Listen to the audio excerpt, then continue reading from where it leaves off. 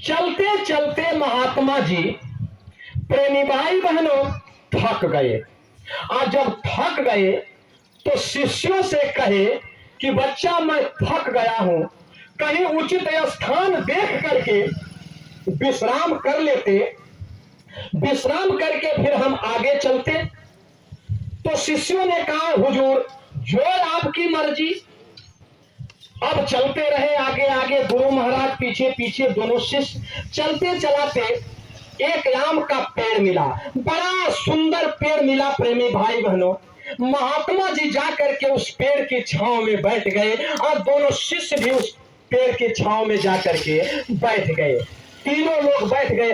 पुरवैया हवा मंद मंद गति से प्रेमी भाई बहनों हल्का हल्का स्वरूप लेकर के बह रहा था। हल्का हल्का ठंडा जब महात्मा जी के शरीर में लगा तो महात्मा जी को वहीं पर नींद लग गई। महात्मा जी वहीं पर सो गए। तो एक प्रेमी बोल पड़ा एक शिष्य से, यानी एक गुरु भाई से, कि भैया मुझे तो बड़ी जोर की भूख लगी है, मैं जा रहा हूं गांव में भिक्षा मांगने के लिए।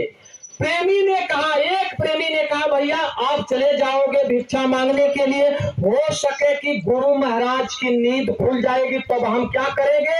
कहा मैं जल्द वापस चला जाऊंगा भिक्षा मांग करके। प्रेमी भाई बहनों, वो प्रेमी चल दिया गांव में, एक सेठ जी के दरवाजे पर पहुंचा प्रेमी। और जब सेठ जी के दरवाजे पर वो प्रेमी पहुंचा तो सेठ जी से कहा, सेठ जी हमें भूख लगी है, रोटी खिला दीजिए। सेठ जी ने कहा, भाई सुनो, रोटी तो जरूर खिलाऊंगा, लेकिन हमारे 3 प्रश्न हैं, तीनों प्रश्नों का उत्तर दे दो तब रोटी खिलाऊंगा। अगर हमारे तीनों प्रश्नों से तुम निरुत्तर होगा तो जानते हो मैं क्या करूंगा, उसी कोठरी में बंद कर दूंगा। जितने लोग हमारे प्रश्न से निरुत्तर हुए हैं सारे लोगों को उस कोठरी में मैं बंद किया हूं। महात्मा जी का शिष्य बोल पड़ा, कहा पूछिए अपना प्रश्न। सेठ जी पूछे, क्या पूछे सेठ जी। सेठ जी ने यही पूछा कि ये बताओ आप कि सत्संग की क्या महिमा है। दूसरा प्रश्न पूछे दर्शन की क्या महिमा है। तीसरा प्रश्न पूछे सेवा की क्या महिमा है। प्रेमी भाई बहनों, इन तीनों प्रश्नों से महात्मा जी का शिष्य निरुत्तर हो गया।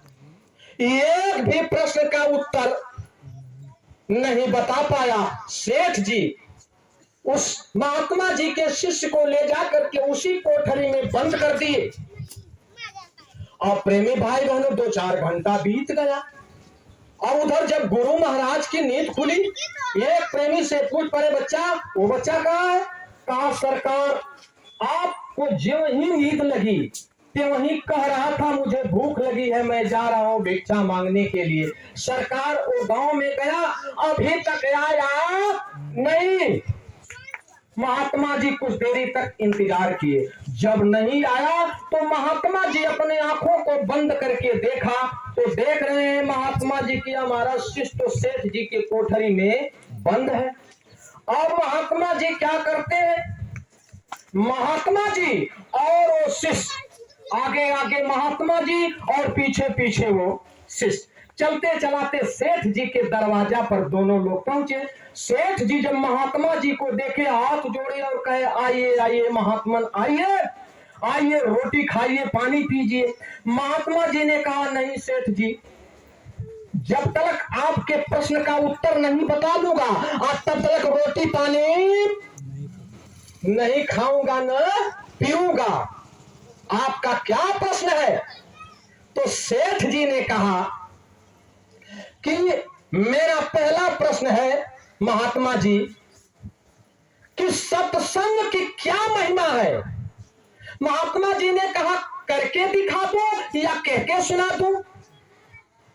तो सेठ जी ने कहा, नहीं करके दिखा दीजिए। कहा ठीक है। महात्मा जी ने कहा, देखो उत्तर तरफ जो पहाड़ी दिखाई दे रही है उस पहाड़ी पर चले जाओ, कहीं एक स्थान पर और चुपचाप बैठ जाना, जाकर के तुम्हारे प्रश्न का उत्तर मिल जाएगा। आप सेठ जी जल्दी ही उत्तर दिशा के तरफ उस पहाड़ी पर पहुंचे। आप पहाड़ी पर पहुंच करके चुपचाप जाकर के एक जगह पर बैठ गए। तब तक 2-4-10 मिनट के बाद वो सेठ जी क्या देख रहे हैं,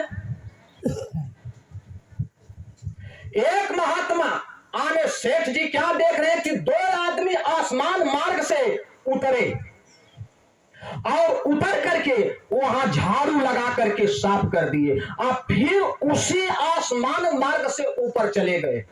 सेठ जी देख रहे हैं। फिर 2-4-10 मिनट के बाद क्या होता है, 5-7 लोग उसी आसमान मार्ग से उतरे और जहां सफेद जमीन थी वहीं पर बढ़िया बिस्तर लगा दिए और एक तरफ एक मंच लगा दिए और वो भी उसी आसमान मार्ग से चले गए। हम सेठ जी देख रहे हैं। और फिर देखते ही देखते हुआ क्या कि उसी आसमान मार्ग से एक महात्मा जी अपने शिष्य मंडली के साथ उतरे और जब उतरे तो शिष्यों ने क्या किया कि जहां बिस्तर लगा हुआ था उस बिस्तर पर जाकर के बैठ गए और महात्मा जी उस मंच पर बैठ गए। सत्संग शुरू हो गया। जम करके महात्मा जी 2 घंटा सत्संग बोले और सत्संग बोलने के बाद प्रेमी भाई बहनों महात्मा जी मंच से उतरे जब वहीं शिष्यों ने क्या किया, सारे बिस्तर को समेटा और मंच को समेटा। महात्मा जी और जितने शिष्य से सारे उसी आसमान मार्ग से चले गए। सेठ जी देख रहे हैं, एक टक होकर के देख रहे हैं। सेठ जी देखते ही देखते क्या हुआ, ये काला कलूटा आदमी आया, कूदा झम से वहीं पर और झम से कूद करके उस जमीन के ऊपर लोट मारने लगा। वहां की मिट्टी उठा करके अपने शरीर पर प्रेमी भाई बहनों पोतने लगा। पोतते जो काला कलूटा इंसान था सुंदर एकदम गोरा हो गया। प्रेमी भाई बहनों बड़ा खूबसूरत चेहरा हो गया। अब जब उसका चेहरा खूबसूरत हो गया तब वहां से वो जाने लगा। जब जाने लगा तो सेठ जी कहे, अरे भैया सुनो, कहां जा रहे हो, मेरी बात, अरे मेरा एक प्रश्न है, इसका उत्तर दे करके जाओ। कहा बताइए क्या बात है। कहा अच्छा ये बताओ यार कि जब आप आए यहां तो आप दुर्भिक्ष थे, काला कलूटा थे एकदम, लेकिन इस जमीन पर आप लोट मारे और वहां की मिट्टी उठा करके अपने शरीर पर जब आप पोते तो आप एकदम गोरे सुंदर हो गए। तो हाथ जोड़ा सेठ जी से वो इंसान, कहा भैया मैं जिंदगी भर पाप ही कर्म करता हूं और पाप कर्म में बराबर लगा रहता हूं, मुझे सत्संग सुनने का मौका नहीं मिलता है, बराबर मैं पाप ही कर्म करता हूं। लेकिन ये महिमा सुना हूं कि जहां महात्मा सत्संग कर देते हैं वहां की मिट्टी पवित्र हो जाती है, वहां की धरती पवित्र हो जाती है। तो पाप कर्म से पाप करते करते ये मेरी शरीर एकदम काली हो जाती है और जब जान जाते हैं कि महात्मा यहाँ सत्संग किए हैं तो आकर के वहीं पर लोट मारता हूं और हमारा जितना कर्म गंदा रहता है सारा जब साफ हो जाता है तो मैं फिर से गोरा हो जाता हूं।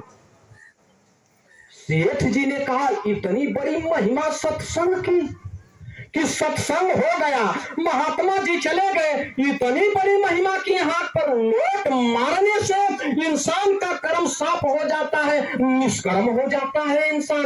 अब सेठ जी प्रेमी भाई बहनों वहां से उठे और रोते हुए महात्मा जी के पास गए। महात्मा जी ने कहा कहो सेठ जी आपके प्रश्न का उत्तर मिला। कहा हाँ सरकार, हमारे प्रश्न का तो उत्तर मिल गया।